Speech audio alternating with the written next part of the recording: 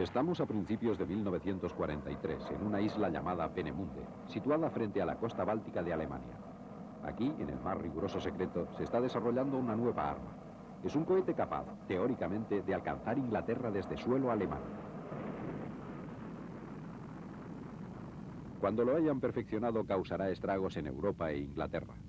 Pero su poder letal no matará tanta gente como la cantidad de obreros que sucumbieron en los campos de concentración durante el proceso de producción del cohete. Y cuando termine la guerra, se convertirá en un importante medio utilizado por América para la conquista del espacio.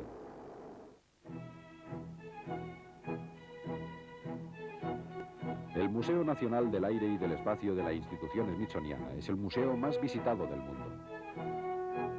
Su colección cuenta con algunos de los aviones y las aeronaves más importantes de la historia. Estas máquinas fueron diseñadas, fabricadas y pilotadas por hombres y mujeres que han expandido las fronteras de la aviación.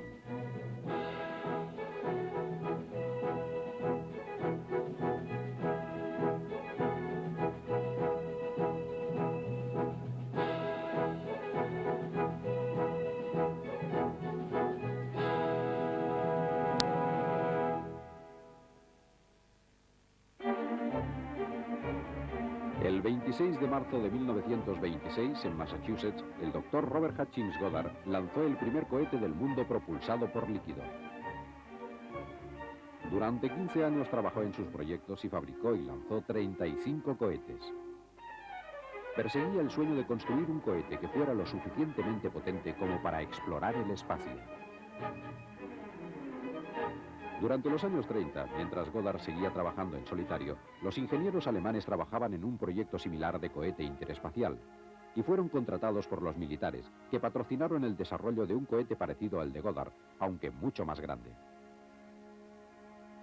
Los esfuerzos realizados por los alemanes dieron como fruto el V-2, el arma asombrosa de Hitler que podía cargar 1 tonelada de explosivos en el morro cónico y que tenía que causar sensación en los últimos años de la Segunda Guerra Mundial. Esta es la historia de los pioneros de 2 continentes en la fabricación de cohetes y de sus esfuerzos en lograr el objetivo de realizar viajes espaciales.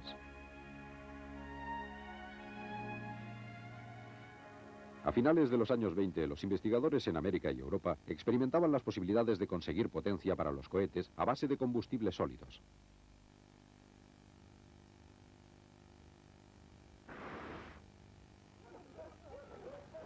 No siempre obtenían buenos resultados, pero a pesar de ello, algunos perseveraron. Uno de los problemas era lograr un tipo de combustión que pudiera ser controlada. Pero algunos visionarios en Rusia, Alemania y América estaban convencidos de que el cohete era la clave para elevarse más allá de la Tierra. El maestro de escuela ruso Konstantin Tsiolkovsky soñaba con poder explorar el espacio. Dentro de la Unión Soviética era un personaje muy importante. Los bolcheviques lo descubrieron muy pronto y lo identificaron como héroe del pueblo.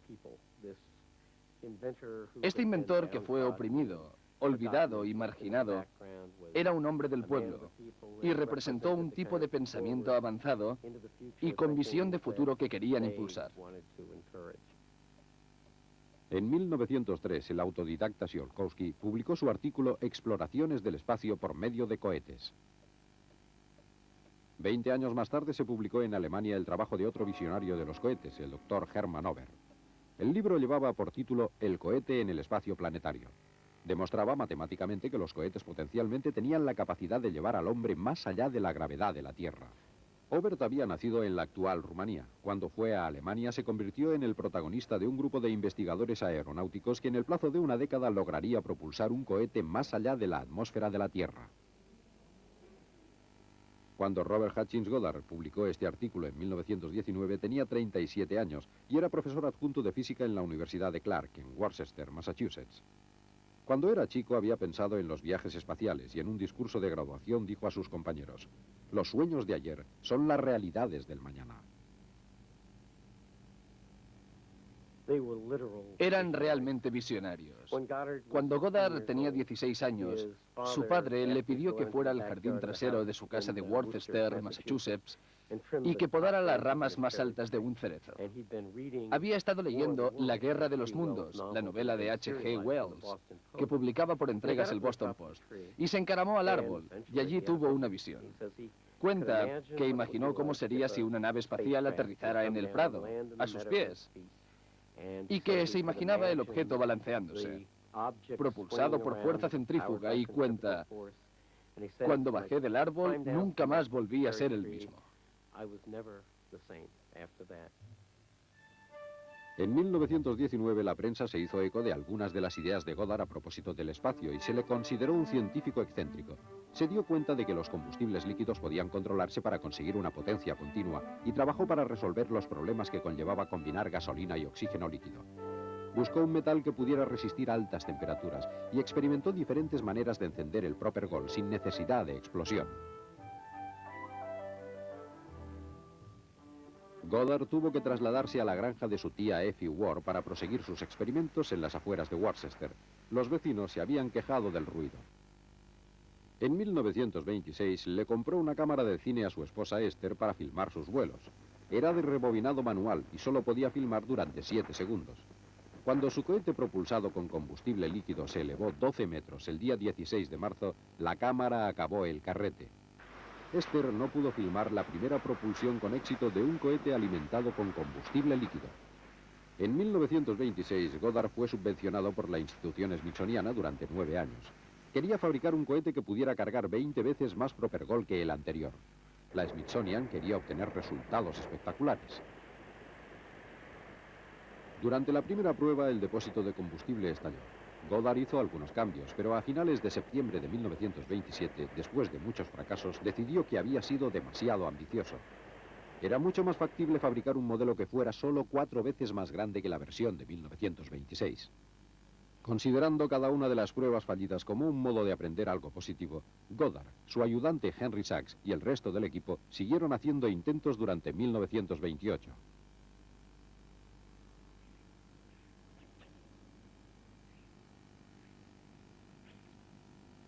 Trabajaron intentando mejorar la combustión y en el transcurso del verano consiguieron algunos buenos resultados.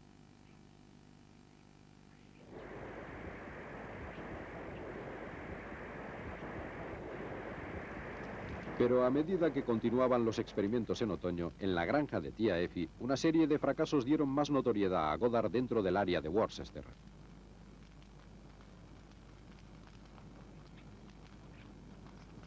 Se trataba de un proyecto totalmente experimental. Nadie sabía qué es lo que iba a ocurrir.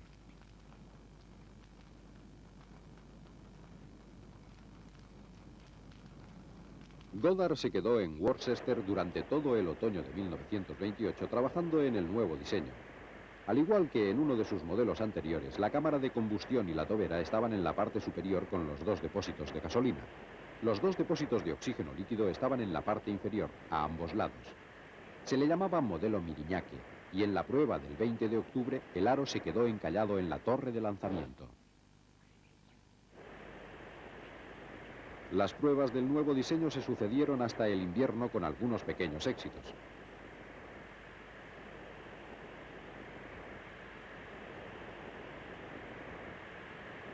Goddard y sus ayudantes tuvieron que apagar otro fuego en los campos de la tía Effie el día después de Navidad. Este tipo de sucesos le valieron a Goddard el sobrenombre de el hombre del cohete de la luna y aumentó la presión que ya sufría por parte del cuerpo de bomberos y el público morboso que se agolpaba para seguir los acontecimientos. A principios de los años 20, el doctor Hermann Ober escribió a Goddard sugiriéndole unir sus conocimientos, pero Goddard prefirió seguir trabajando solo. En 1928, Ober se fue a Berlín para colaborar en la película de Fritz Lang, Una mujer en la luna. Tenía que fabricar un cohete para hacer publicidad de la película. Hubo problemas técnicos y dificultades con funcionarios del gobierno para conseguir un lugar apropiado para el lanzamiento. El proyecto fue abandonado. Pero la relación de Ober con la cohetería alemana no acabó ahí. Fue elegido presidente de la Sociedad para los Viajes Espaciales. La sociedad se fundó en 1927 para reunir fondos y promocionar la técnica de los cohetes. La visión de Ober impresionó a muchos jóvenes alemanes. Obert hablaba de estaciones espaciales. Obert procedía de una familia de médicos. Le preocupaban los efectos de la técnica de los cohetes sobre el cuerpo humano. Le preocupaba la gravedad cero una vez estás en órbita. Comprendió claramente que bajo estas condiciones está en gravedad cero. Mucha gente no se lo creía. La gente no estaba de acuerdo con él.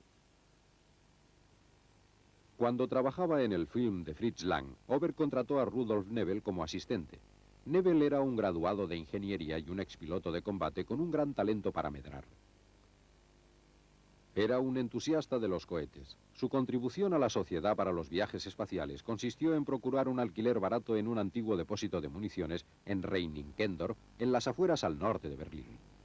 El lugar llegó a ser conocido por el nombre de Raketenflugplatz, o aeródromo de los cohetes, y durante un tiempo se convirtió en el lugar favorito de los aficionados a los cohetes en el área de Berlín.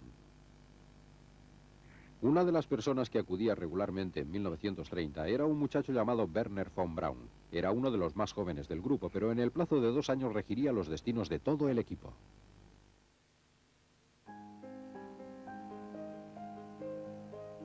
Werner von Braun había nacido en 1912. Era hijo de la aristocracia terrateniente del este de Prusia y fue un niño privilegiado con mucho talento.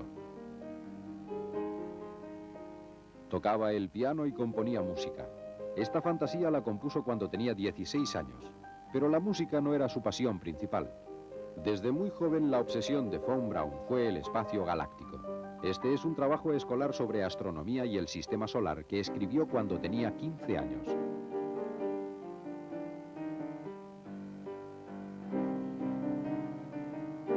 Escribió otro trabajo con un diseño recortable de un cohete para viajar en el espacio. Quería hacer realidad los viajes espaciales. Quería fabricar cohetes, y ya lo hacía cuando tenía 12 años.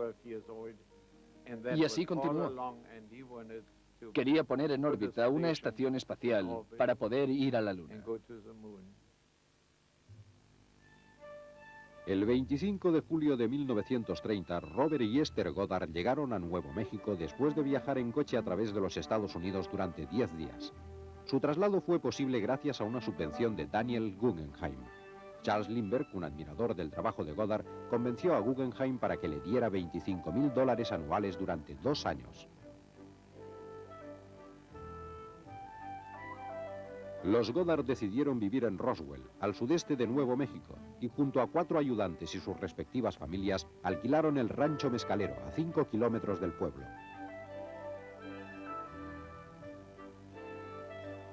Goddard encontró un lugar adecuado para lanzar cohetes a 16 kilómetros del rancho, en el Valle Eden. Le proporcionaba la tan ansiada privacidad para trabajar y además no había que pagar alquiler. Goddard había elegido Roswell porque su clima era perfecto para el lanzamiento de cohetes en cualquier época del año.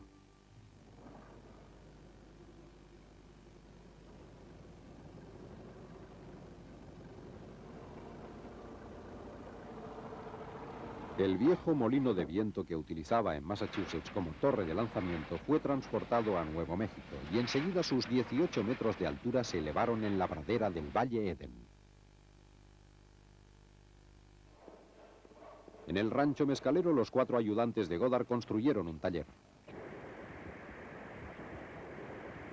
A una cierta distancia instalaron una mesa de trabajo para pruebas estáticas de motor. El cohete era sujetado en su lugar y conectado a una serie de instrumentos de medición de la fuerza y el rendimiento en la combustión.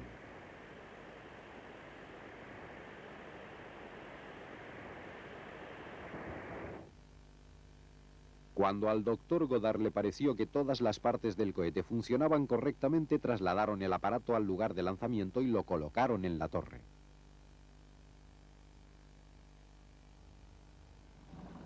Una vez que el depósito del cohete estuvo lleno de combustible, alargaron un cable eléctrico hasta el refugio, a 300 metros de la torre.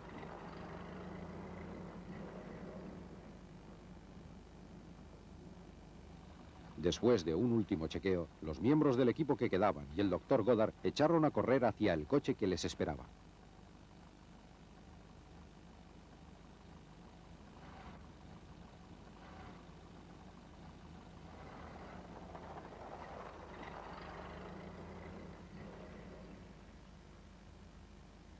Desde el refugio situado a 300 metros, un ayudante subió a una escalera y comprobó la presión observando con un telescopio. Al mismo tiempo, el doctor controlaba con unos binóculos hasta que se efectuó el lanzamiento del cohete. El último día de 1930, el cohete conocido por el nombre de Nell se elevó 600 metros sobre la pradera. Era un buen comienzo para el equipo de Goddard. Mientras tanto, por toda América, muchos jóvenes empezaban a experimentar con cohetes. Entre ellos se hallaba uno llamado Bob Truax. Tenía un amigo que también estaba interesado en los cohetes y construyó un cohete muy bonito de madera de balsa. Entre los dos lo cargamos con pólvora que no desprendía humo, que habíamos sacado de una serie de casquillos de escopeta. Por supuesto hicimos añicos el cohete. Mi amigo se dispuso a construir otro cohete y yo me fui a la biblioteca para estudiar una mejor manera de fabricar un motor que no estallara. Resulta que se podía hacer. Había instrucciones precisas para fabricar cohetes con pólvora negra. Entonces aprendí a hacer la mezcla de pólvora negra. Hice la mezcla en el sótano de casa y mi madre nunca lo supo. Los pioneros del cohete alemán, como los pioneros de la cohetería de todo el mundo, necesitaban dinero para sus experimentos. Reinhold Tilling pensó en una nueva aplicación comercial que nunca funcionó. Alemania posee una serie de islas en la costa norte, en el Mar del Norte, y también algunas islas más grandes en el Mar Báltico. Cuando hacía mal tiempo, desde luego, se cortaba la comunicación. Propusimos utilizar cohetes, incluso en caso de mal tiempo, para lanzarlos. Los cohetes tenían alas desplegables en los extremos laterales, y en el punto más alto de su trayectoria desplegaban las alas y planeaban hasta el área de recepción con una carga de correo a bordo. Para algunos observadores, un cohete planeando hacia la Tierra con su morro cónico lleno de cartas y postales solo podía ser la idea de un chiflado. Incluso Wernher von Braun dijo, un hombre solo es un chiflado hasta que da en el clavo.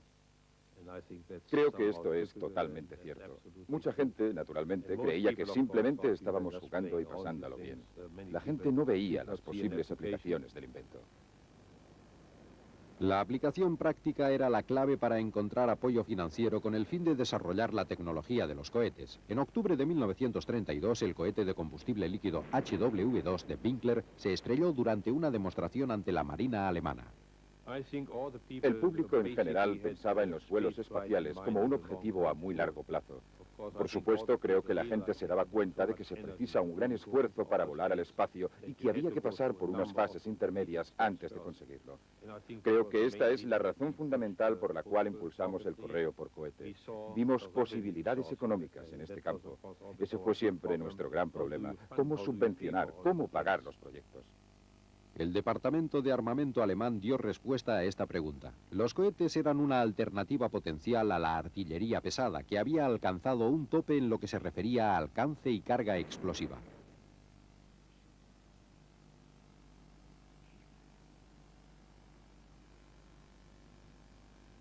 En Berlín, la Raketenflugplatz fue visitada por directivos del Departamento de Balística y Municiones, el capitán Walter Dorbenger entre ellos.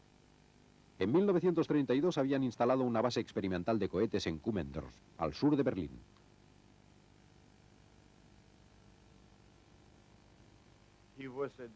Era doctor, ingeniero. Para decirlo de otro modo, no podías engañarlo. Era realmente una bellísima persona. Muy simpático con todo el mundo, especialmente con los más viejos.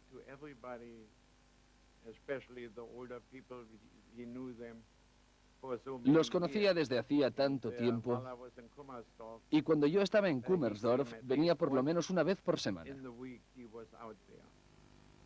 Quien realmente consiguió la financiación en Raketenflugplatz fue Wernher von Braun. Se dio cuenta de que la única manera de conseguir una financiación aceptable era con el apoyo de una institución como el gobierno. Creo que es por esto por lo que aceptó tan rápidamente trabajar para el ejército. Von Braun tenía solo 20 años. Estaba contratado como ayudante técnico de Dornberger y lo mandaron a Berlín para hacer el doctorado en física.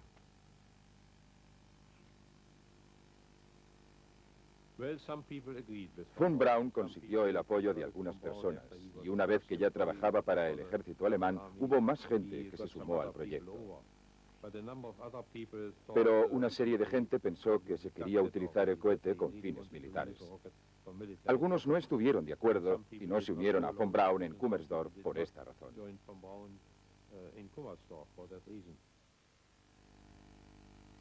En aquel momento se estaban formando grupos en América que experimentaban con cohetes. En Nueva York se hicieron intentos de volar en este cohete avión, pero otras organizaciones con más visión de futuro, como la Sociedad del Cohete Americano, concentró su interés en los viajes espaciales. Al mismo tiempo, chicos como el mismo Bob Truax continuaban con sus experimentos individuales. Y finalmente pasé de la pólvora negra a la pólvora sin humo, porque descubrí que en la Universidad de California, en la división aneja, se estaban deshaciendo de una serie de películas antiguas. En aquellos tiempos, las películas se hacían a base de nitrato, que básicamente es pólvora sin humo. Entonces iba a los contenedores de basura y cogía gran cantidad de rollos viejos de película de nitrato, que se convertía en propergol perfecto para cohetes. En septiembre de 1934, Robert Goddard volvió a Roswell después de una ausencia de más de 2 años. Los años de la depresión obligaron a Harry Guggenheim a cortarle la subvención a Goddard en 1932, pero le acababan de dar una nueva subvención de $18.000 para un año, que le comprometía a presentar demostraciones de vuelo con éxito. La torre de lanzamiento se volvió a poner al día y Goddard continuó con sus experimentos, ahora mediante control giroscópico. Aquí lo vemos haciendo la demostración de un giroscopio con una rueda de bicicleta sujetada con la mano y un sillín giratorio. Su plan era desarrollar un sistema de control para su nueva serie A de cohetes, que los mantendría en dirección vertical hasta que se agotara el combustible. Se diseñó un estabilizador giroscópico para los cohetes.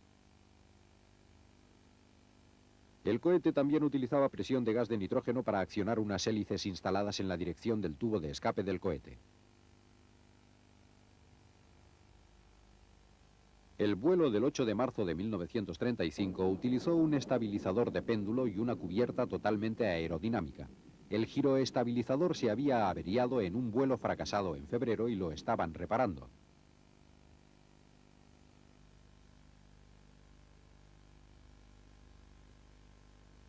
No fue perfecto, pero el paracaídas funcionó bastante bien y los resultados fueron lo suficientemente prometedores como para despertar el entusiasmo del doctor y sus colaboradores.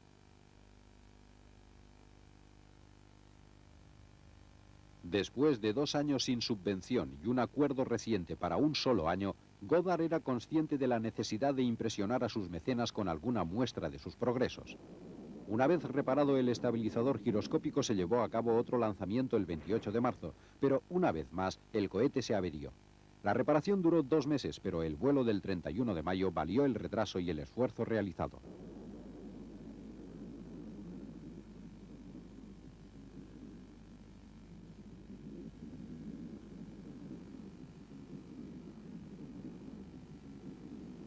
Controlado por el estabilizador, el cohete se elevó hasta 2.250 metros. En julio, en un lanzamiento posterior, se logró una altura de 1.980 metros.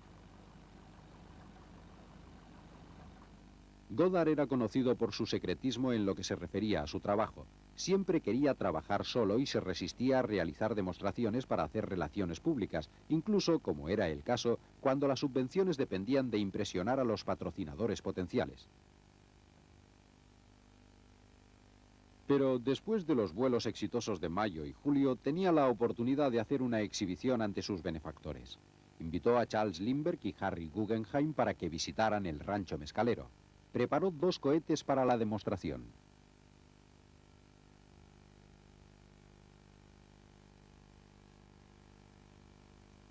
Aunque Lindbergh ya había visitado Roswell, todavía no había presenciado el lanzamiento de un cohete. Guggenheim tampoco.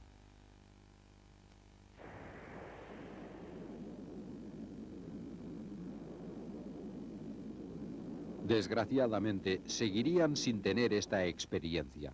Lindbergh y Guggenheim llegaron a Roswell en septiembre. Ninguno de los 2 cohetes que Goddard había preparado funcionaron.